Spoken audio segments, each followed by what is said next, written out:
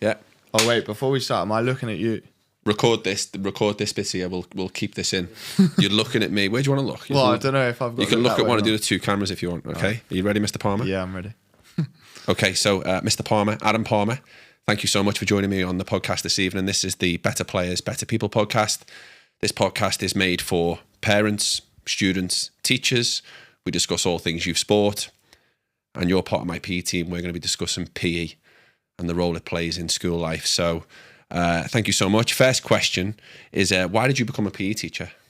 Firstly, thanks for having me. Why did I become a PE teacher? I think most of us who are in this position, we love sport, and that was probably where it started.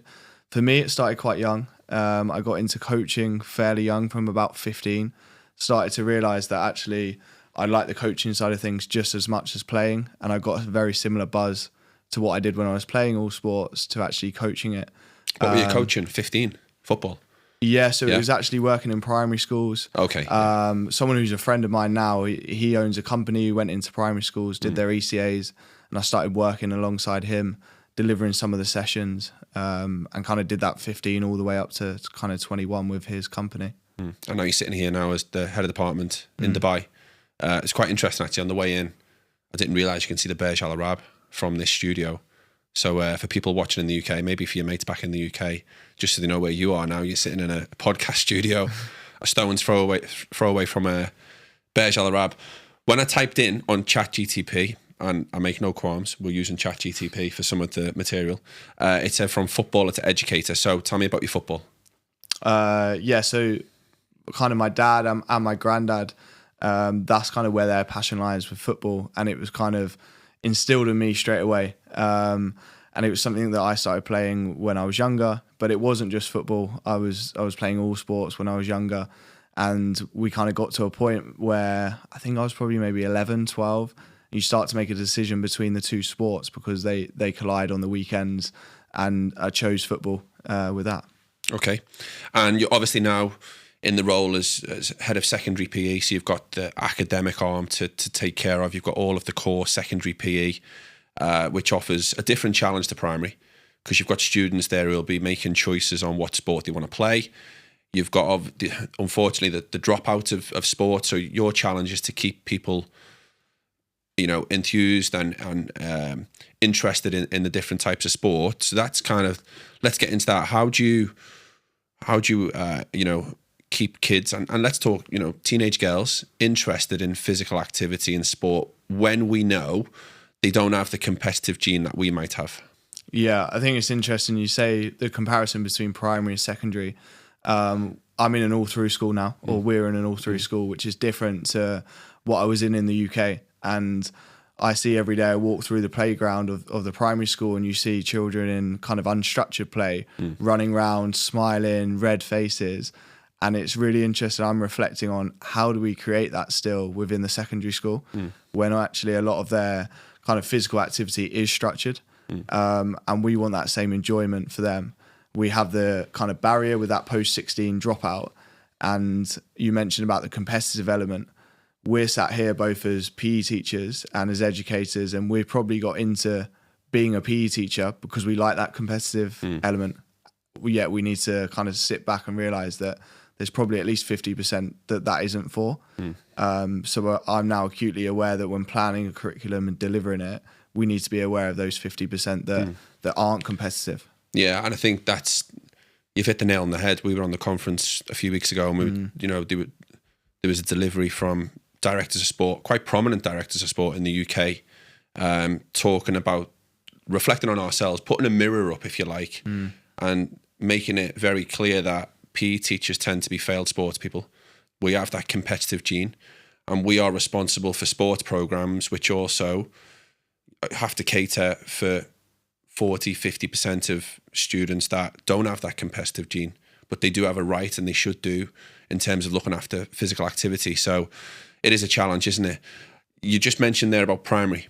What are the differences then between a primary PE curriculum and secondary? Or is there a difference? Should there be a difference? I think there should be a difference, but I think there's definitely some fundamentals that probably should be the same in terms of we want students to be as active as possible. We want students to be working together, developing those soft skills from a young age all the way through to secondary as well. So I think those things should be the same in terms of how we need to tailor the curriculum to meet the needs of secondary. You mentioned post-16 dropout or particularly those girls when they get to 15, 16. We do need to adapt and modify the curriculum to meet those needs. So adding things on like using our fitness suite and health related fitness where they're maybe going to go into that in future life is where we need to change that. Yeah, girls only gym sessions and things like this. What I'm just curious, this could turn into an interview. Adam Cutler, you've already got the job. What you mentioned, there should be a difference, and I just want to share with you a comment that I heard a few years ago in a PE department. It was one of my PE departments, and it was about a teacher talking about a year 7 cohort, and not slagging off, but was kind of arguing that the kids, when they got to year 7, should have been taught certain skills in primary, and he'd noticed maybe a gap in year 7. And I don't know if he was right or wrong. I just kind of thought, well, maybe what you're trying to teach or what your expectation is not where the kids are at. What do you think should be the difference then between primary and secondary PE? Yeah, well, I think the difference is we tend to focus on primary skills and developing the fundamentals in primary because they can maybe be based on things that aren't necessarily our team game sports or the sports how we see them when we move into secondary. And without those fundamental skills, becomes difficult to then move into kind of those structured games that we see. Okay, we spoke about variety. And quite a modern push. Maybe it's not a modern actually. I think when I did my FA courses back in the day, probably the same for you. There was that 4 quarters approach of developing cognitive skills, social skills, emotional, physical skills. So what's the importance of a holistic approach? And for parents who might just think that PE is about running and getting sweaty, and it is. Let's spell out for them the importance of having a holistic approach and developing other areas of that person. Yeah, I think we're in a really privileged position to actually be able to develop those soft skills in terms of having the holistic approach in PE. It's a physical activity. We want there to be physical elements, but there's also those skills we can develop for the child. I think the important thing is obviously this is better players, better people, and we have a real opportunity to do that in PE. So developing skills like resilience, work ethic, the ability to kind of critique and give feedback and support teammates is things that shouldn't go unnoticed that we can develop in our physical education lessons as well. Yeah, and let's not kid ourselves. Other subjects are doing that, and they'll do it implicitly or explicitly. They'll do it through conversations at break time. You know, we're all there with the students for 8 whatever plus hours a day, but we are quite lucky. You said lucky there. I do think we're extremely lucky as teachers in a school who can shape and design the curriculum and set what our success looks like. Because if you think about other subjects, they potentially might just be leading towards that exam at 16, and they're teaching the curriculum. They are instilling the knowledge of formulas. I don't want to slag off the maths department, but, it kind of can go that way. We have a bit more freedom, obviously, until we get to the academic side of it. So I think you're completely right. Lucky is probably the word I'd use as well. Let's talk about PE teams. How do you find being a PE teacher in Dubai? Let's talk about that because, when we post a job, when we post a role, at least 250 applicants, a large number from the UK. We know we're in a privileged position in this amazing city. It is an amazing place to do what we do. Tell me about how you find being a leader of some amazing teachers in this job. Yeah, I think you touched on we're in an amazing city, and especially for sport, the opportunities that students have here is unbelievable. The amount of time that they get in a school curriculum for PE and the extracurricular activity program is beyond what I've experienced in the UK. The time that the students get from a school perspective is fantastic. We've also lucky to have lots of specialist teachers that kind of cover all those activities as well. So, yeah. So how do you stay enthused in the job? Because I've always had this quite a stern approach that you have to love this job. You have to really. I referred to it on a previous podcast with Mr. Lawton that it's a calling. Teaching is a calling. I think PE teaching, especially, there's a number of teachers now who are dropping out the profession in Dubai there's other opportunities, but I also know in the UK that's the case as well. So what do you love about the role? Why do you love coming to work? And it's early mornings, it's late evenings. What do you love about the job? Yeah, I think you're absolutely right. Teaching, I think whatever subject you're in, but especially PE, because it is the early mornings, it's the late finishes, you have got to love your job. And I think we're sat opposite each other now because we do love our job. We talk about PE all the time, and we touched on the holistic approach. And I think that's some of the quick wins that we seem to have, that we can develop those skills and kind of get better players into better people, right? Yeah. We have that. And yeah, I just love that we can kind of, my passion for sport and activity and fitness, that I can maybe kind of instill on students, because I think that health element is really important, and it's probably becoming even more prominent now in terms of the digital world and the options that students have. We want to try and promote that fitness and sport element alongside that as well. We love it that much that we're sat in a studio at 8 o'clock at night discussing what we do for a living. Hopefully people find it interesting. I've wrote down on the sheet here on the notes things that I'd like to talk about. The balance of school, sport and academics. Now you are responsible for 16 plus academics and GCSE as well. We see an awful lot, not an awful lot, is it a lot? I think it's quite a high percentage of families. Maybe it's a cultural thing, but they'll get to year 10, year 11, and they will drop sport and they'll gung-ho on their academics. What's our approach to that? Because we've talked about this before. What problems does that create and how do we overcome it? Yeah, I think my opinions on this as well, how important sport, but exercise and well-being is. We've actually supporting the academics, and we've had a big push at the school we're at this year about putting on sixth form PE lessons and promoting to those students about how exercise and well-being can support their cognitive performance, can actually boost their academic performance, and having that alongside their academic studies is really going to benefit them. And it's a big push that we've gone with this year. I think we did this last year, didn't we? Or it might have been at some point in the year we tried to do a bit of a PR thing on PE. PR on PE in terms of, look, boosts mood, reduces anxiety. We know that students get quite anxious around exam period. Well, go and play ultimate frisbee, go and play a bit of basketball, go and play volleyball. You'll feel better for yourself. You'll sleep better. It allows a bit of social interaction outside the classroom. So I think we're just going to have to keep reiterating that message, aren't we? But yeah, that was one of the challenges that I wanted to touch on. And the second thing there is the integration of fitness and knowledge. So you are a fitness nut, I think it'd be fair to say. You've done the high rocks, you've done the CrossFit, you're signing up for the challenges in Dubai. There's loads of them going on. How does that help you in your role? Yeah, I think it's always been something I've been into, is the fitness element that kind of complements my sport as well. And I think it's just important as physical educators to still do that physical bit. We are educating physical sports and activities, and I think me still being involved with that helps my teaching in terms of knowledge. I'm then applying that to anatomy and physiology and supporting the students and kind of giving real life examples about boosting cardiovascular fitness or muscular endurance and so on. And I think the students like that insight, like the bit where you're a real person and you're still doing the things that they love to do as well.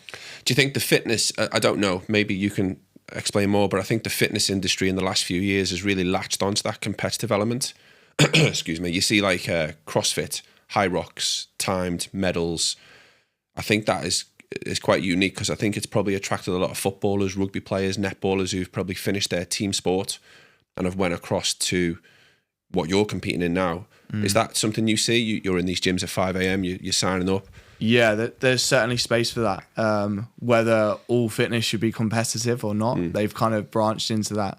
There's different levels. So if we think about how we adapt our teaching and how we offer it to different levels of competitors, I think High Rocks are doing that quite well in terms of there's a pro event, there's also an everyday event, and lots of these fitness competitions that are happening in the city do have different levels.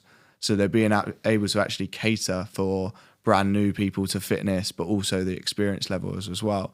And just touching on another sport that isn't fitness, I think paddle is becoming massive. Yeah. And you're starting to transition and see lots of ex-footballers that are starting to pick up those sports as well, which is keeping. Yeah, paddles just went absolutely everywhere, hasn't it? You know, we need to get some paddle courts at school, hopefully. Take some car park spaces away, maybe.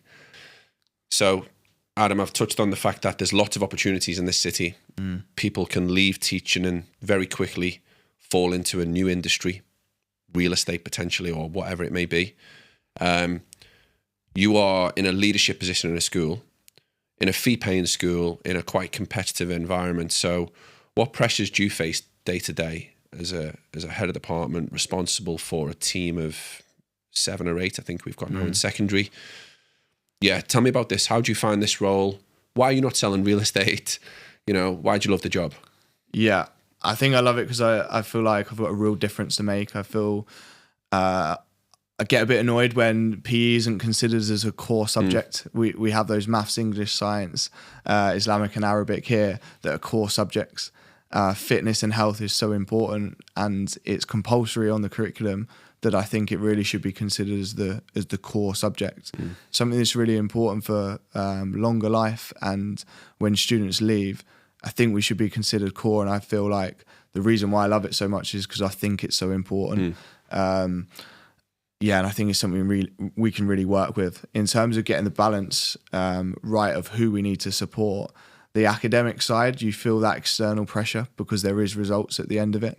But if we look at the number of students that do academic PE in comparison to the 100% that do core PE, I think for me, striking that balance is sometimes difficult. The amount of time spent on academic PE to actually how we deliver the core curriculum is something that I want to make sure we get right. So obviously, big responsibility then with the academics, and as you mentioned there, rightly so, responsible for making sure the program's right for 100% of students in secondary. What do you look for then when you hire staff? What, you know, we've done interviews together. What are you looking for when you're interviewing someone who wants a role in Dubai as a PE teacher? Yeah, I think the first one is subject knowledge. I think if you've got real strong subject knowledge, you're able to adapt that curriculum to meet the best needs of the students. So in terms of academic knowledge, I think it's essential. You've got to have experience within the GCSE curriculum, the A-level curriculum, or the BTEC, so you can best support the needs of those students. Want to see someone who's passionate. I think that's really important, that we rub our passion for the subjects off on the students. So passion is something we want to look for. How do you gauge that though? How do you gauge passion? Because people interview. Yeah. They can have a coffee before they come in. They can make sure they're high energy, good handshake. What's the telltale signs that they love it? What do you look for? I think sometimes you can tell in their face or their eyes the fact that when they start talking about either the sport that they're passionate about, or I like to ask a question about, well, give me a recent experience where you've demonstrated that, or talk to me about a lesson that you've done recently. And I think when you see a teacher come alive is when they talk about a lesson that they're really proud of that they've just done. So I think getting into a real life experience, that passion can come alive then. I think that's such a good, it's like a recruitment tip with Mr. Palmer, isn't it? You can see it in the eye. You know, students are going to go to university interviews. They're going to go to job interviews at somewhere down the line. They've got to probably choose to do something they love, because I think the employer is going to want that. We're not uni. We want people who love what we do. I think that would be the same for most employers, isn't it? So I think that's really, really good to hear for parents and students probably, you know, and spotting it in the eye.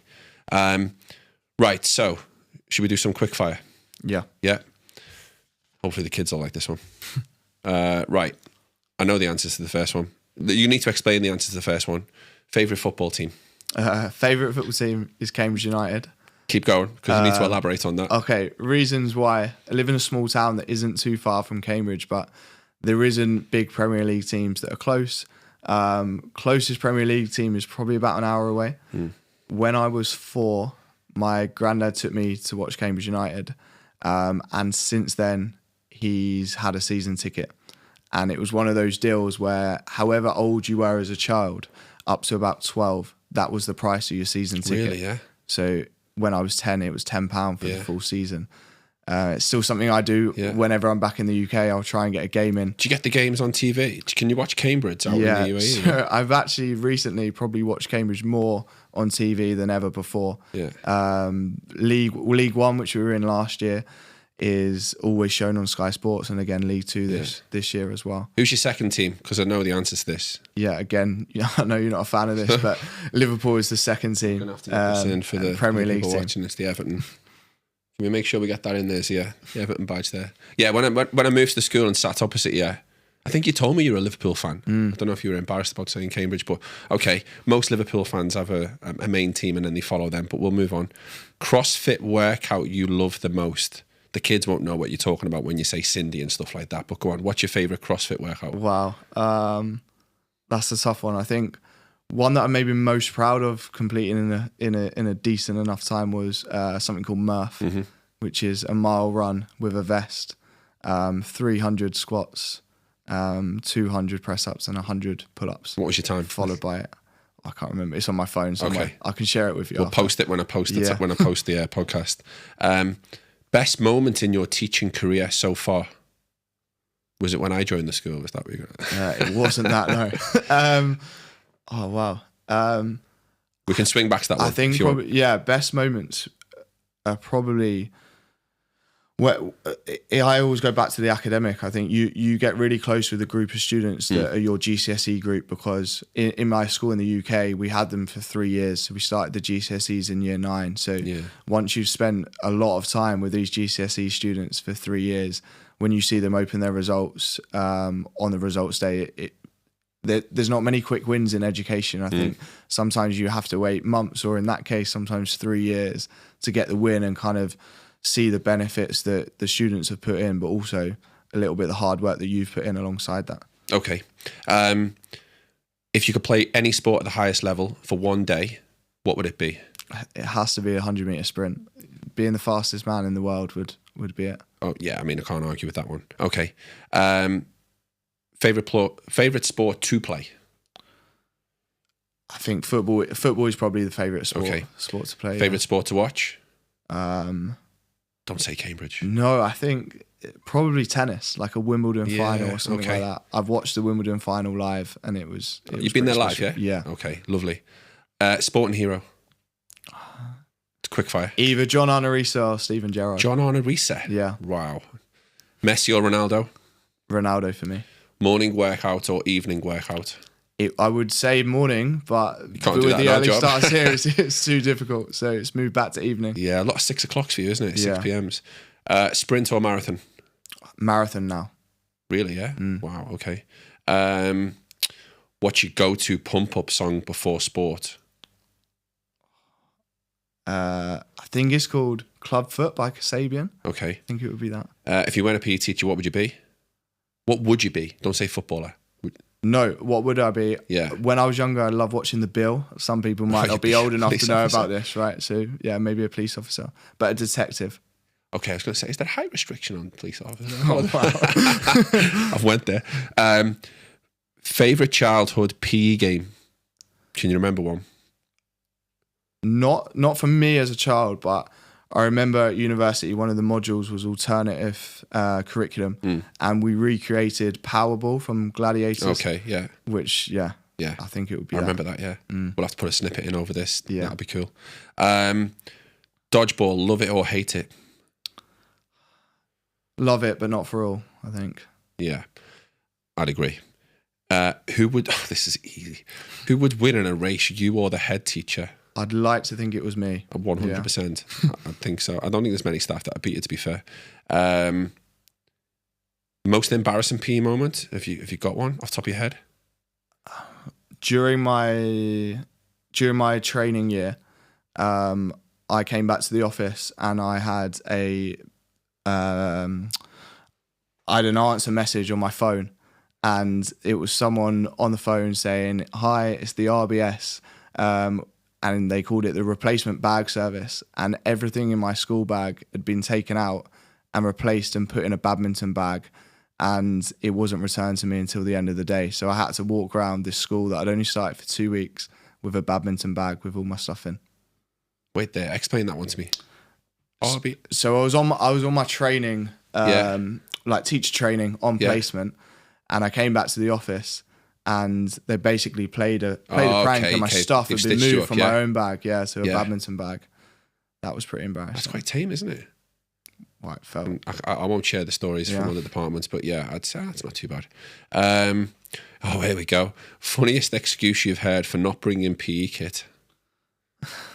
We could do a podcast on We this could one. probably have a whole podcast on that. There's not been some bringing PE unbelievable kits or ones. reasons for not doing PE. We could do a podcast on that, couldn't we? We're not bad where we are now because they Yeah. come in their kit. Yeah. But I've actually had a dog ate my kit, and there was picture evidence that Really, yeah. of the dog eating the kit. So If they provided evidence, yeah, it does remind me. This is a little bit off tangent. I'm going to share this story. Have I got times here? How long have I got? Almost done. I'll be quick. We had a boy who was collected late from a sports fixture once, and it was an hour and 15 minutes. And we'd phoned mum, who explained she was in work dealing with a serious matter. She's really sorry.